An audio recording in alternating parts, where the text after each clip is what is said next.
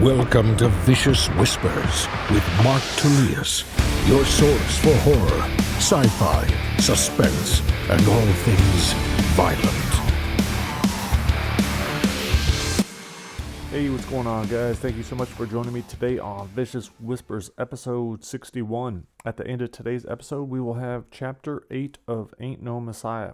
That audiobook is finally out on ACX, so it's on all kinds of sites. I'm still going to put it up on Findaway, so I have the option of lowering the price, setting the price where I want it, which is kind of cool. If I went exclusively with ACX, only real benefit of that is a higher royalty rate and free codes to give to people. So instead of doing that approach, I just went ahead and put it on it. I'll put it on Findaway, and then that way I can kind of set the price, control it a little bit more, make it a little bit more affordable.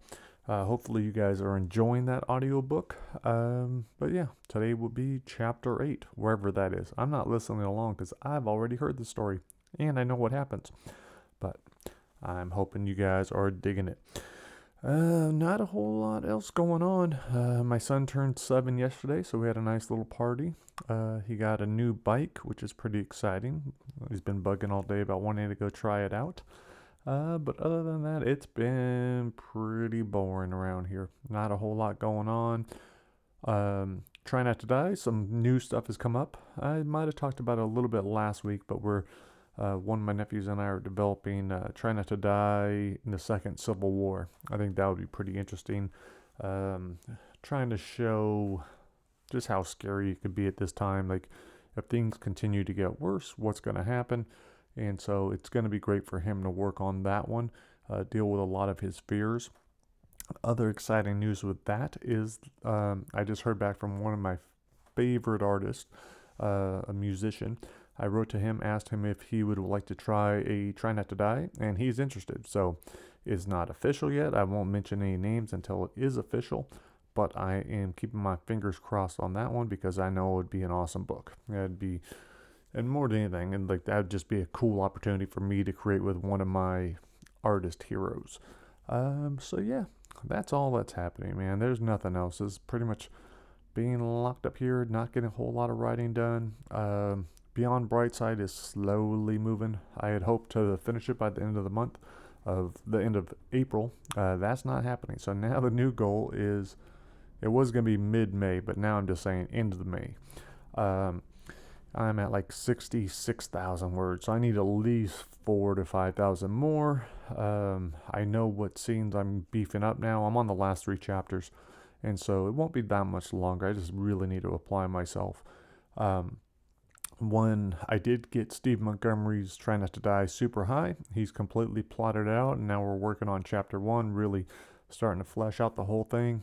Super exciting book.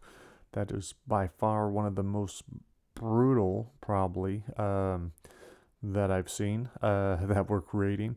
But it's all good. It's going to be an exciting book. It's going to be fast-paced. It's going to be a lot of fun. John Palisano's Trying to Die in the Pandemic is also going to be pretty brutal, but it'll have a much, more of a comedic tone to it, more lighthearted violence. Then as far as the other ones, nothing much has happened yet. So just sitting here playing on those. I'll plug in, help guide those whenever I can. John's, I haven't had to do anything yet. We're waiting for him. He's just going to give me his full draft probably in a week or so. With Steve, I've been popping in more. We've been having conversations, kind of going over ideas and stuff. But again, he's doing all the hard work. I'm just kind of directing. John kind of considered it, he said, instead of me being a hitman, I'm now more of a godfather as far as the creation of these different books. Since I can't do that much on my own, it is cool to just know, putting in this time, putting in this work, I will have, a total of 3 to 4 books out this year. Next year will be the same thing. At least 3 Try Not to Dies, plus whatever else is coming out. Hopefully The Bridge. I'd like to write that. That's the second book in the Messiah series. Already halfway done, but I've been sitting on it forever. So I am looking forward to getting back to that, but I can't start that until I'm done with Beyond Brightside.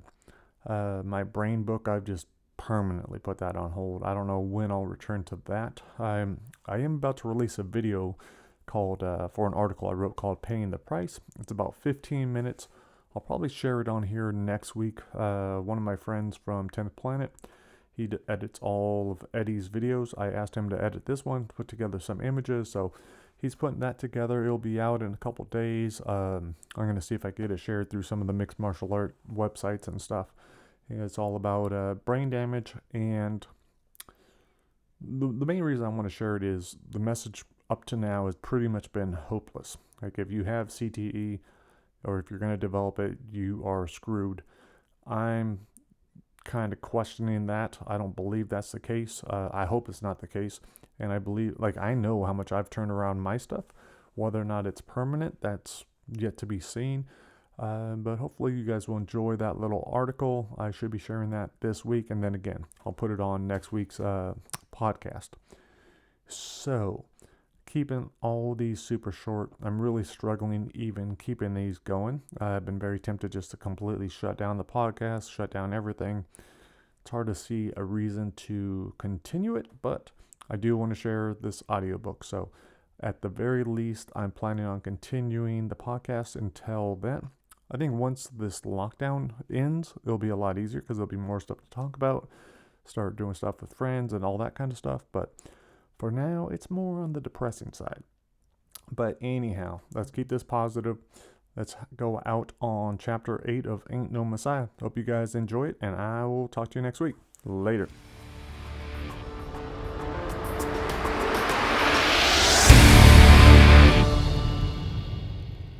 Chapter 8. It was the last Friday of March, 9 o'clock on the dot. Lights had been out for an hour. Our bedroom as black as the moonless night. The creak of Mother's rocking chair and a couple of crickets filled the silence. Then 2 quacks. 3 quacks. 1 quack. 2. There was a break and the pattern repeated. From up above, Paul whispered, "You hear that?" I shushed him and rolled out of bed. Paul's curls poked over the railing. "Why are you dressed?" I had on my best white shirt and my black pants, the only pair that fit. "Never mind me." "You can't go anywhere." "If I'm the Messiah, I can do whatever the hell I want." Paul just stared. In the meanest whisper I could manage, I said, "Now lay your ass back in bed." He did what I said, but didn't keep quiet. "I'm telling." I put my hands on the railing. "Oh, yeah? I'll tell him about the shows you watch." "You wouldn't." "You really want to try me?" Paul didn't say a word, kept his eyes on the ceiling. I felt sorry, but just for a second. Then stuffed my pillows under the sheets. The window slid up so silent, I didn't bother saying goodbye before I slipped out. Darkness consumed everything except the sliver of light behind the barn. Jimmy was by the back door, his flashlight showing off his blue jeans and black t-shirt with a word on it I didn't recognize. I said, "I didn't know what to wear." "It's cool, just undo the buttons and don't tuck it in." I started to do that, and he said, "Better yet, just leave it here. Your tank top's fine." "You sure?" "Yeah, man, you're a fucking stud. Show off those guns." Jeremy knew about 1,000 times more than I did, so I took his word for it and tried not to feel foolish in the white tank top digging into my chest. He grabbed my shirt and hung it on a nail. "You ready for this?" I nodded, afraid of what I'd sound like, and followed Jeremy out the door and through the woods, careful where I stepped. "How far is it?" "Other side of town. Frank should be there any minute." I stopped next to a large pine. "Frank?" Jeremy shined the light on me. "I told him you're cool." It'd been years since the butterfly incident, but I said, "I don't know. Maybe I should stay here." "Dude, I'm trying to get you laid." "I know." "Then come on." Jeremy kept walking. "Her daddy's a big old Bible thumper, and she's down to fuck the shit out of you." I'd been telling myself it was too good to be true. No one wanted to be with me. Not if I wasn't hiding my crooked nose, pimpled face, and punctured body behind a curtain. I followed him, figured it was worth a shot. Jeremy's house was to our left. Danielle sitting on the porch steps, a jean skirt that showed all her legs. A tube top that didn't hide much when she waved. "Please, Jeremy," she said, "can I ask him?" "There's no room." Jeremy pointed to the gray pickup idling at the end of the driveway. The passenger door open. "Go on," Jeremy told me. "Get in." Danielle said, "I'm not scared to ride in the back." The back sounded way better than riding inside with Frank, And of course I wanted her to go. I'll jump in the back, I don't mind. Like I hadn't even spoken, Jeremy told her, "You'll fucking stay here like I told you. Take care of Mom."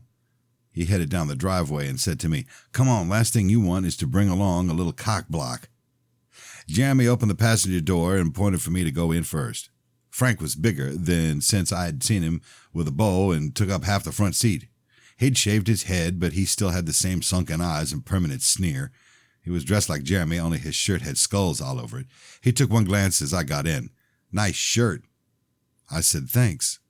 Jeremy scooted in next to me, so all three of us were touching no matter how I tried to turn. Frank jerked his shoulder so it was in front of mine. "This is so fucking gay." Jeremy took a big whiff and said, "Damn, Frank, what you been into?" Frank nodded toward the glove box. "Help yourself." Jeremy opened it and brought out a small bottle and a colorful pamphlet. He unscrewed the cap and took a swig, grimacing as he held it in front of me. I couldn't have grabbed it if I wanted, my right hand glued to the dashboard, my left gripping my knee. Father didn't drive like Frank. Maybe in a bit. Jeremy took another swig, shook the pamphlet. "Can't believe you really did it." "Take it," Frank said. "They need photographers. I asked." I asked Jeremy what it was, and he turned the pamphlet over. "Become a Marine." I asked Frank, "You really doing that?" "Hell yeah, gonna get me some of them fucking towel heads. Show them how the fuck we do things over here." "What about your parents?" "What about them?" "They're letting you go?" "Ain't got a choice. You turn 18, you don't belong to them anymore." Jeremy said, "Just someone else." He took another swig, then handed me the bottle. "Go ahead." It looked like he'd sucked a lemon with no sugar. "What is it?" Frank asked if he should turn around. "I can take you back to your mommy." It smelled awful, like the time I'd left uneaten mush under my bed 2 days. I took a swig, set my throat on fire, and warmed my belly. "Nice job, rookie," Frank said. He turned down another road. "Hey, there's something I wanted to ask you, because I know this pussy here hadn't. If you're Jesus, where the hell's our universal peace?" "What's that?" Frank sounded like Mother when he said, "Wow." "The millennium," Jeremy said. "The golden era of peace that's proclaimed to begin at Jesus Christ's second coming." Frank said, "That proves it right there, no offense, but you ain't no fucking Jesus. You didn't stop Iraq, Afghanistan, Syria, or any of that shit. There's no 1,000 years of peace." Thanks to Father, I was quite aware that all that shit was my fault. The little girl getting blown up by the landmine, her father clutching half of her to his chest. I didn't say a word. Jeremy jumped in, asked Frank about his recruiter. I focused on the world outside that I so rarely saw. The deep, dark pasture flying past. The occasional car here and there, the headlights blinding. A few blocks past the brightly lit Exxon, we turned onto a dark street with smaller houses on either side. Frank rolled down the windows as the truck crept along. "Told you it was going to be a bunch of assholes with their hip-hop shit, I fucking swear." Jeremy told him to chill. We followed the low boom, boom, boom to a brown house on the left, a large white for sale sign square in the middle of the lawn. Bingo. Frank drove us to the back of the property where 4 other cars were parked along the chain-link fence. Jeremy nodded at the pink one and said, "Check it out. She showed." We all got out of the truck and headed over to a section of fence that was leaning back. Frank took hold of the corner and peeled it back even more. Ladies first. I went after Jeremy, walking where he did, sidestepping the rotten peaches. Some of the branches were pretty low, and I had to duck down. I asked, "Is the front door broken?" From right behind me, closer than I liked, Frank said, "Yeah, that's it." Jeremy said, "Just try to enjoy." When we got to the back steps, Jeremy stepped aside. Frank didn't bother knocking, just walked on in like he belonged. He said, "Let's grab a fucking beer." We followed him in and found ourselves in a kitchen, way nicer than mine, with all its tile and woodwork, but with absolutely nothing in it. Not even a stove, no table, no chairs, just a guy and girl hugging in the corner, oblivious to the pounding music.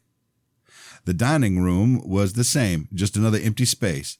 3 guys my age circled up, each holding a red cup.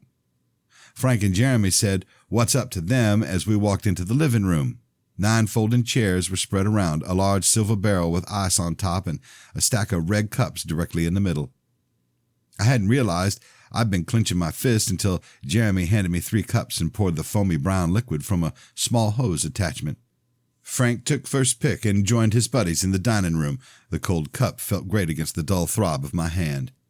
Jeremy bumped my cup with his, sent beer splashing over my hand and onto the floor. He said, "Here's to good friends and you saving the world." We each took a big gulp, but my throat wasn't ready for how cold it was. I shook off my brain freeze and followed Jeremy into the hallway, turned left toward the music. There was a guy and two girls hanging around a card table, a large radio on top of it. I didn't look at the guy at all, and just real quick at each girl and the colorful bottles in their hands. Suddenly I felt self-conscious in a way that I never had before. A complete fool in my wife-beater and Sunday school slacks. Jeremy walked over to the skinny blonde wearing jeans and a thin white t-shirt over her blue bra, a smoking cigarette in her long fingers. "Josh, this is Mary Ann." He kissed her cheek and smacked her butt.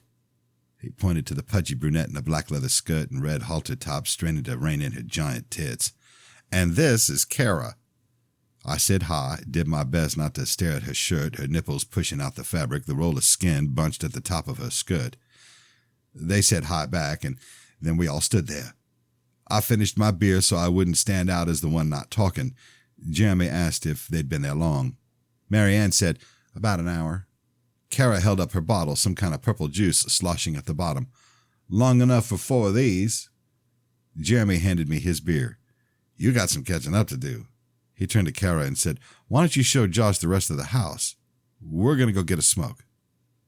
Kara took hold of my hand and squeezed. "Come on, let's go where it's quieter." She led me down the hall, all that leather barely containing her butt wiggling back and forth. I took another drink. We passed the bathroom on the left and into the room at the end, a dingy white mattress on the floor shoved against the wall. Jeremy had taught me a lot, but there wasn't anything he could do for me now. I had to speak. "Is this your house?" Kara laughed, but it lasted too long and sounded like a horse. "Take a load off." There wasn't a sheet. I sat down on the corner that was the least yellow, ignored the puff of dust.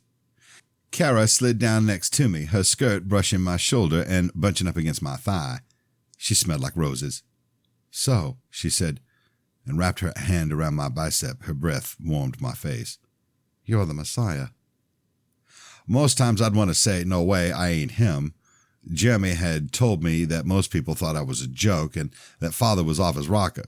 But I was going to get laid, so I said, "Some people swear by it." Kara took a drink and licked her pink lips sparkling with glitter. She missed a drop that landed on her chest and disappeared between her tits. I tried drinking, but had a hard time not spilling with her on my arm. She let it go, her chubby little hand dropping onto my thigh, her sausage-link fingers giving a squeeze. "So what do you do for fun?" "Afraid I don't get much of that." She ran a hand up and down my thigh. "Ooh, poor baby." The music changed to something upbeat. I finished my beer and set down the cup, afraid to open my mouth and put my foot in it. Her hand tapped my leg to the beat, some song about fireworks. "What do you listen to?" "You mean like my parents?" Kara had just chugged the rest of her bottle, and most of it sprayed out when she laughed. She said sorry and wiped my face with her hand. "Music, what do you like?" On a couple of my Atonement videos, there were segments on Marilyn Manson and Slipknot, but I'd never heard their music, just knew they were evil. "I don't know any bands." "You're serious?" "My parents are pretty strict." "Shit, I'll say." Kara used my shoulder to stand. She swayed in tune. "You like this music?" I sat for a second and listened. Although I might have exaggerated, I said, "It's way better than my brother." Kara held out her hand. "Let's dance." I didn't want to say no, but I shook my head. Getting up with a hard-on wasn't happening. She looked at me like I called her fat. "You don't want to dance with me?" Part of me wanted to have her body pressed against mine, but the bigger part was petrified. "I don't know how." Kara sighed. She was already out the door when she said, "I need another drink." I sat and listened to the rest of the song. Halfway through the next one, Jeremy and his girl showed up. "Where's Kara?" "Getting a drink." Jeremy stepped in and handed me 2 of the 4 full beers he was holding. "You cool?" I nodded because this was the coolest I'd ever been. They took off and I got to sipping, telling my heart to stop thudding. Halfway through the second beer, some guy with a scruffy beard appeared in the doorway and said, "This room's couples only." I almost said Carol was coming back, but I kind of knew she wasn't. I started to get up and plop back down, surprised I was so dizzy. I tried again, getting on my knees first and using the wall.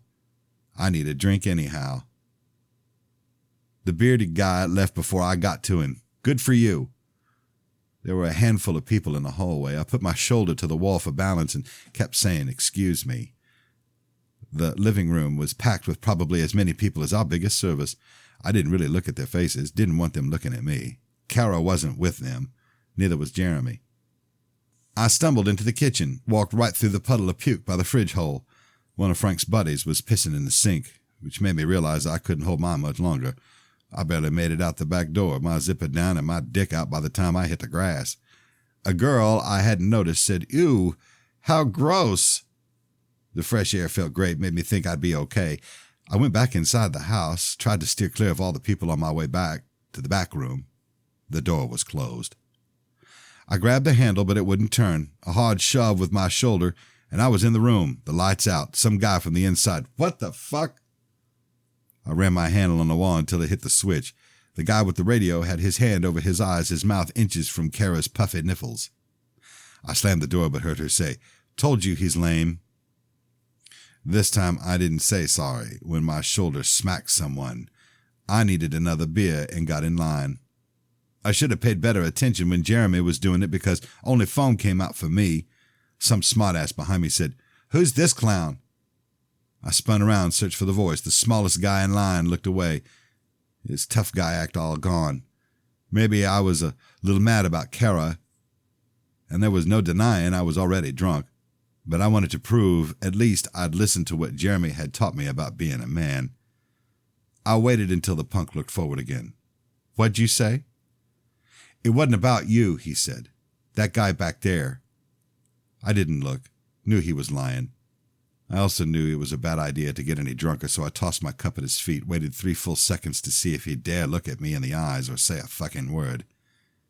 I tottered over to the far corner, put my back to the wall. Everyone else knew each other, probably all disbelievers, not one of them bothering to risk a glance my way. There was a ruckus from the kitchen, and 4 new guys came in and cut in line for the keg. 2 of them had baseball bats. One of them wore a black tank top. A couple people said something about the wrecking crew. Frank gave them each a high five. "What's up, fuckers? Put some real music on." The thinnest one got out his phone and headed to the radio. "Consider it done." This was a stupid idea, and I wanted to go home. I tapped Frank on his shoulder, and he just stared at my hand. Told me to go bug Jeremy. The music shut off. Some people booed, but they were quickly blocked out by furious guitars and a piercing scream, my heart racing along. Someone yelled, "Fucking Slayer!" and a couple of guys threw devil horns in the air. All the females retreated to the kitchen and hallway, most of the guys backing up to the living room wall.